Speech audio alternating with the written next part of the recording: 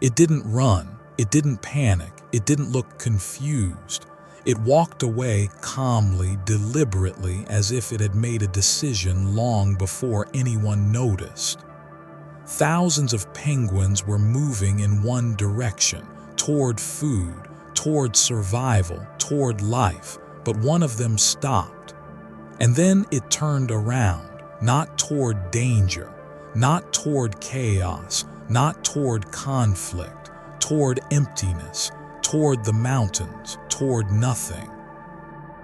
In the frozen landscape of Antarctica, during the filming of a documentary, scientists witnessed something deeply unsettling. A single penguin separated itself from the colony and began walking alone into the interior, not toward the sea, not toward food, not toward shelter, but toward an endless expanse of ice, rock, and silence.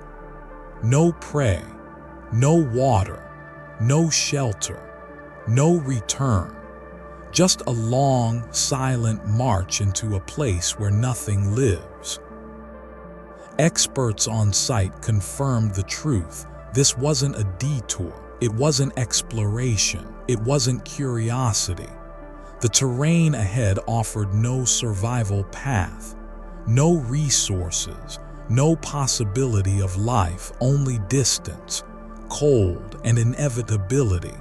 What makes this even more disturbing, if they physically carried the penguin back to the group, it would turn around again and walk back toward the same empty horizon, not lost, not confused, not forced, choosing.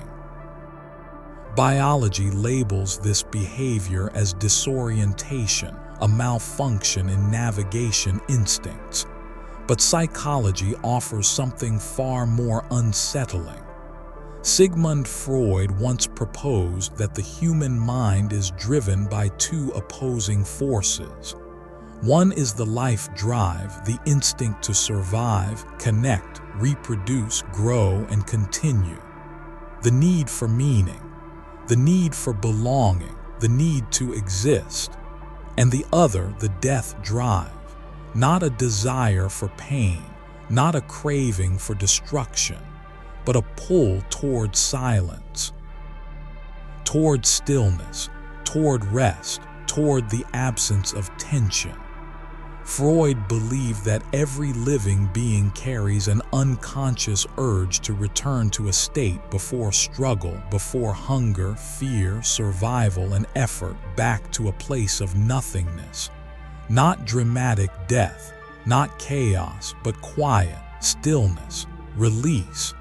Maybe that penguin wasn't broken. Maybe it wasn't malfunctioning. Maybe something inside it simply stopped wanting the noise of survival. The endless movement, the constant hunger, the struggle for food. The competition, the cold, the exhaustion, the fight to exist every single day.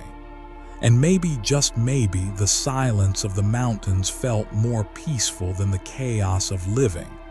Because survival isn't just physical, it's psychological. And sometimes the mind gets tired before the body does. This isn't just about a penguin. This is about something disturbingly human. People walk away from families, from careers, from relationships, from opportunities, from safety, from comfort, from life structures they've built for years, not because they're lost, not because they're broken, but because something inside them goes quiet. The noise becomes too loud, the pressure becomes too heavy, the expectations become suffocating, the constant effort becomes unbearable, and silence starts to feel like relief, not death, peace, not escape, rest, not destruction, stillness. We romanticize survival, we glorify resilience, we praise endurance, but we rarely talk about the exhaustion of existing, the invisible fatigue of consciousness, the weight of awareness, the pressure of being a self in a world that never stops demanding. That penguin's walk wasn't chaotic, it was calm, it was slow, it was steady, it looked like acceptance.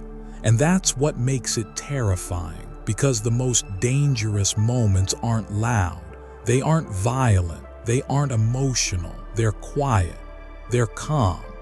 They're silent decisions made in still minds.